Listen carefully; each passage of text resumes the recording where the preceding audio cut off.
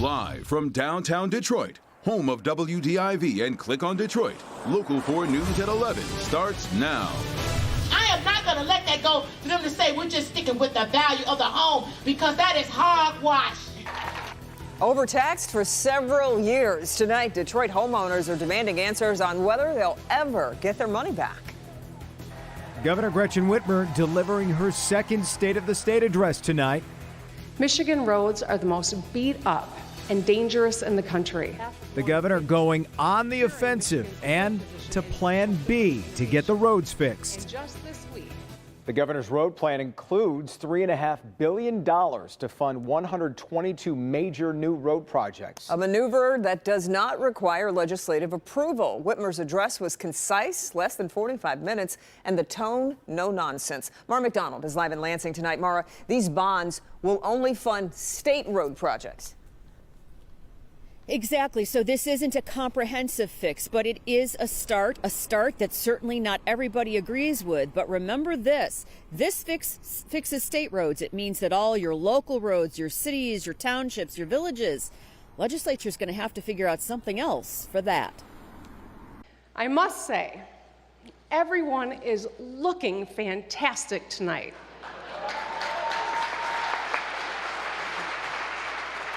But this year I want to get one thing straight.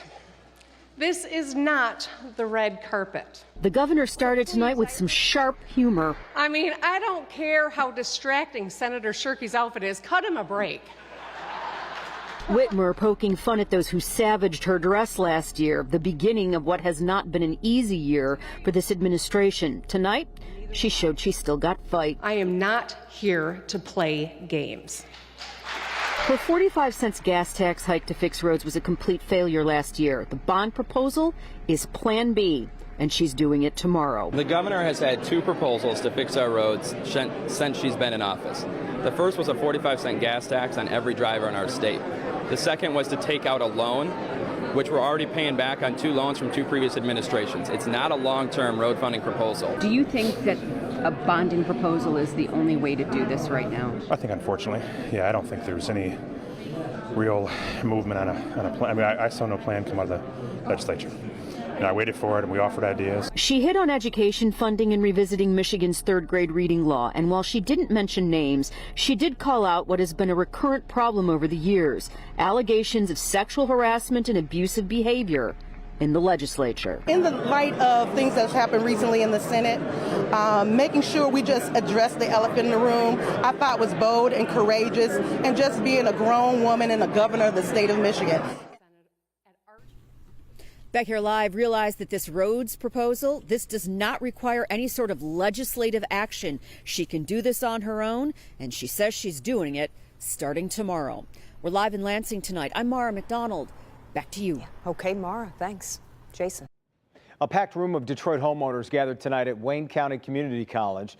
The meeting was to address this month's Detroit News investigation that found City Hall overtaxed homeowners by at least $600 million between 2010 and 2016. Victor Williams is live tonight. And Victor, those homeowners desperately wanting answers, demanding them, frankly, from the city. Oh, yes, Jason, things got very heated inside and people are downright angry all about this $600 million mistake. They don't want us here in Detroit. Tensions flaring tonight at Wayne County Community College as many Detroit residents appeared clearly frustrated after it was discovered that homeowners in the city were overtaxed by at least $600 million. People have lost their homes that have been over-assessed. The Pulse Institute hosted an open forum answering any political or legal questions regarding the tax overcharge between the years of 2010 and 2016. Sam Riddle, senior fellow with the Pulse Institute, among others, are pressuring the city to right its wrong, especially in a time where so much is being invested into the city's development. People have been ripped off in Detroit, and they're not street thugs. The thugs are wearing pinstripe suits, and they occupy the mayor's office, and some of them may be in the treasurer's office. City officials, including Mayor Mike Duggan, have acknowledged the issue, but as of right now, there is no immediate plan of action to correct those who may have been affected.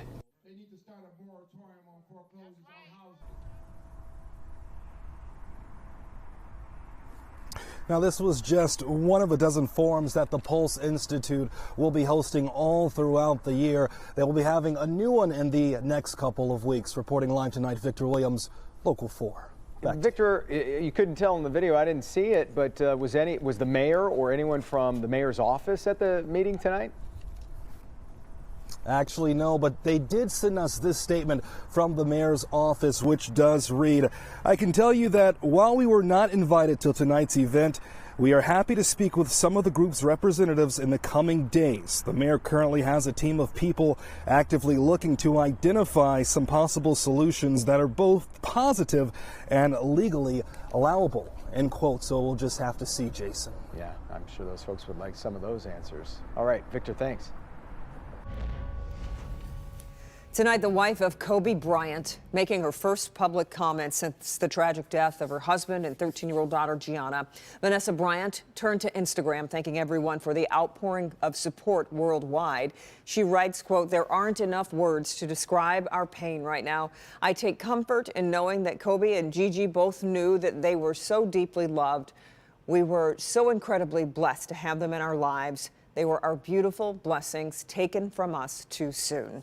Sunday's helicopter crash killed 7 others. The National Transportation Safety Board says it could be 12 to 18 months before they put out their final report on what went wrong. A Detroit man faces several felony charges for allegedly running over a woman in Livonia during an internet sale that went bad. Police say 19-year-old William Stinson was supposed to buy a phone from a woman, but then he just grabbed it out of her hand and tried to drive away. That's when the woman was dragged and then run over. In another case, Stinson allegedly paid for a phone with fake money. We talked to that victim who told us how she felt when she realized she'd been duped. I was just really mad because, you know, it was around the holidays and I needed the extra money, so that's why I was selling the phone in the first place. And yeah, I lost $300. Stinson is scheduled to be in court tomorrow. Livonia police encourage you to meet your potential buyers at the police department. Kim? This Northville teacher appears in front of a judge on allegations he sexually assaulted a middle school student. 36-year-old Jason Dean is charged with 3 counts of criminal sexual conduct. Prosecutors say the alleged incident happened 10 years ago between Dean and a student he taught at Cedar Crest Academy in Clarkston. Dean allegedly started talking to the girl online and then sexually assaulted her in his classroom, on a plane back from a school trip, and at a private apartment he hid from his wife and kids. The defendant rented an apartment at the River's Edge apartment in Waterford. According to the victim, they had sexual intercourse at least 30 times at that apartment. Prosecutors say evidence suggests there could be more victims. A new accuser comes forward 1 day after the prosecutor declines to press any charges in the De La Salle hazing scandal. After that announcement, the father of a football player told police his son was a victim and would cooperate with the investigation. The St. Clair County Prosecutor's Office says a lack of evidence and cooperation from the school and any students involved prevented any charges before. De La Salle has not responded to our requests for comment. Tomorrow, President Trump will be making his first visit to Michigan this new year. The president will be in Warren tomorrow afternoon to speak at Dana Incorporated's manufacturing plant. The visit comes as President Trump signed a new trade deal today with Canada and Mexico. Tonight it's official. The planned skyscraper at the Hudson site will not be the tallest building in Detroit. Yeah, original plans included a public observation deck with the $1 billion tower standing 912 feet tall. Last year, Bedrock scrapped plans for the observation deck, and tonight the Dan Gilbert-owned company says it will not be as tall as a 727-foot Renaissance Center. The tower is also not expected to be finished until the year 2023. That's a year later than announced. Still ahead, cases of the coronavirus now on pace to reach 10,000 in China. The new action several companies are taking to stop the virus from spreading. And video shows a man riding on the hood of the car before he's thrown to the ground. What happened moments before that led to this violent confrontation. Hi, Ben. Hey, Kim, temperatures below freezing in the morning, but would you look at this? Not a ton of it, but the sun starts to come out tomorrow morning. See how long we can hold on to it next. But first, a teenage girl in the next room when her phone alerts her to a thief inside her family's home. what she did to wake up her mom before he reached her bedroom. That's next. A warning just in time for the Super Bowl. The $5 safety product you should have in any room with a TV tomorrow at 6 a.m. Help Me Hank is committed to defending the environment, and he continues to dig deeper on his toxic ooze investigation. Somebody needs to be held responsible for the lack of work that was done.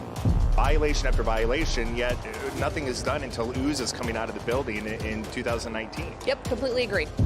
Right now, crews working on cleaning up this mess. We've removed 11,000 gallons of contaminants so far.